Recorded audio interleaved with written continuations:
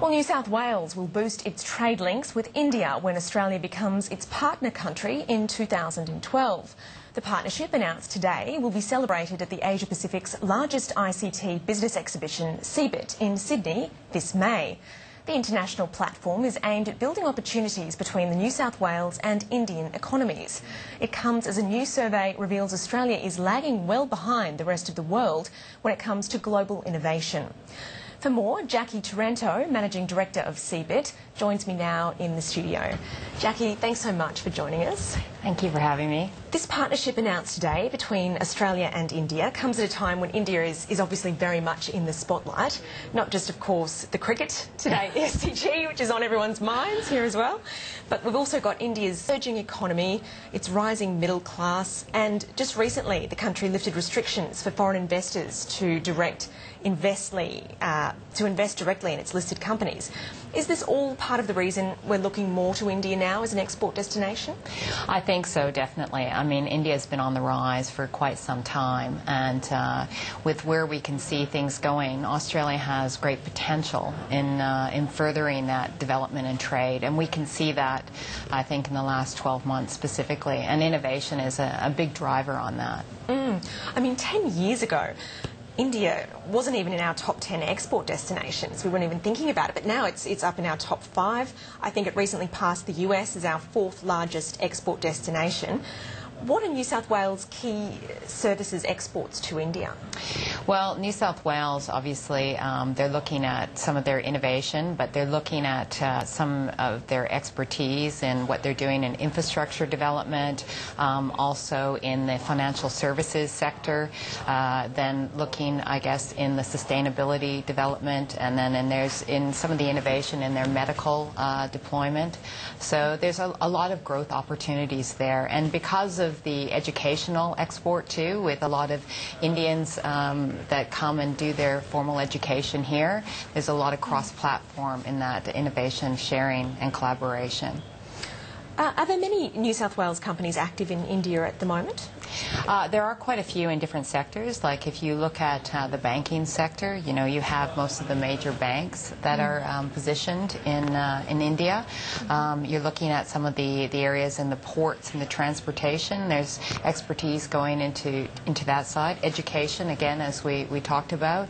And then looking at innovation. As you can see, the innovation, like where you see companies from India coming that have set up like Infosys and Tata and Wipro, but also Australian like Cochlear and that going back into to India as well. And so how will this CeBIT Australian Partner Program help New South Wales companies specifically to target markets in India?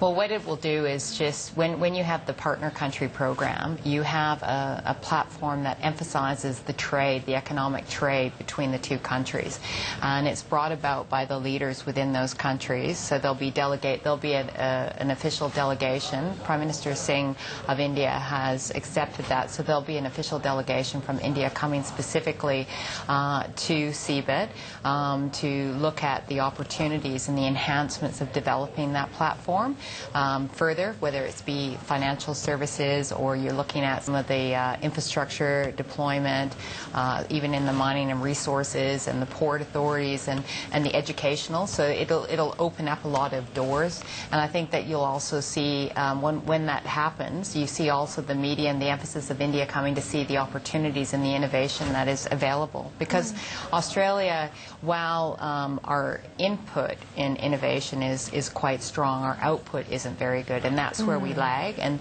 so there'll be a lot of opportunity because India is really forging ahead, where you've seen them developed like Silicon Valley and Bangalore, and so there's a lot of opportunities, and they're looking to invest in companies that have an innovative edge, like in Australia and New South Wales. Okay, I was going to get on to that topic next. So the latest Global Innovation Index, which is released by one of the world's leading business schools, CeBIT, ranks Australia 21st out of the economy surveyed How can this be the case when our economy is so robust at the moment compared to the rest of the world? So, I mean, there's a couple of factors that they go off of. And the big thing is what you put into the innovation, the input that you put in. So we're ranked 12th, but then it's the output that we're getting. And our output is 31, so that ranks us as 21. What we really want to do is have a balance of our input and our output. So you can see countries such as China, what they invest, and then what they get out is about at equal. So that gives them a higher ranking. And as you can see with Switzerland, with what they're putting in and out, but they're going to have to work very hard to do that. And the key factors in doing that is, one, investment in infrastructure. Two is an investment in education. Three is to keeping that innovation, that knowledge management. So if you've got a startup company, such as a company like Google, that you retain that within the country and you build on that so it becomes a large-scale company, such as BHP, and then you retain that knowledge within the country so that we start to have our innovation stars. And that's really important, and that's where we have to see that growth further. Okay, so do you think we're a little bit too focused, for one, on just looking locally rather than globally, and also perhaps on the mining boom and the fact, we're all sort of thinking about digging up our minerals rather than looking at other more innovative industries?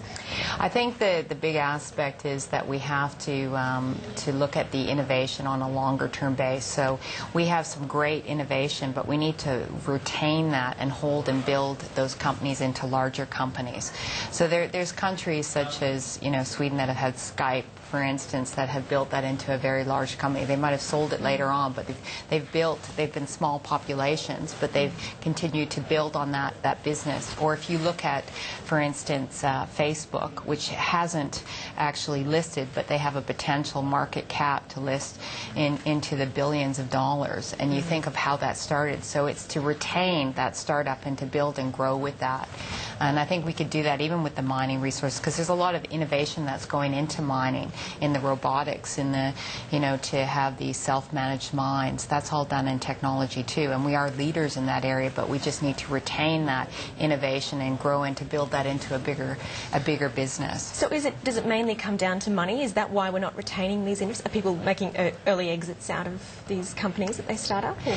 That is. I mean, in a lot of cases, sometimes people, 15 to 20 million sounds like a lot, and then they can we live in a great lifestyle country and a great position in the world, but it's to reinvest and to build that into a larger company and a larger organization, and really for us to get behind that, so that we actually believe, like, we don't have companies such as in innovation, like if you're looking at Germany, you have SAP and everybody buys an SAP, or in the US where you have IBM, and they reinforce that, and we need some of those sort of substantial companies to grow into Australia. We definitely have the knowledge and the innovation ability. Do you see any potentials at the moment? I see quite a few potentials where you see, I think there's a lot of innovation that's being driven in the medical area, as you saw with some of these companies that we already know with Cochlear, but also in the financial services. You see this in the mining, like what we saw with MIMCO, which, 49% of the world's mines. You see this actually in geospatial. So that's the mapping of the data. There's some amazing companies in Australia that have great potential, and that's where everything is now. So it's to analyze the geo data, because that's how Google actually utilizes that data to give you content and information. That's how NavMan, all the GPS systems are. So and even the insurance companies, as you saw with the emergency services, they need all that data to map that. We've seen recently, I guess one of the big things that would have been on all the news is the manhunt, which happened in New South Wales. I have to say the New South Wales Department of Lands are really developed in that. So that's a government entity with utilizing their technology that they've partnered with the University of New South Wales. They've used active gamers to do that. They were actually very much in the forefront in that manhunt. So Australia has a strong leadership in that role that could really be developed further and deployed globally. Because innovation itself, the concept has really changed quite a lot, hasn't it? I mean, it's no longer just about, you know, an R&D lab. There's a lot more that comes under the umbrella of innovation. It's true. Like, you look at today, I mean, everybody talks about Apple.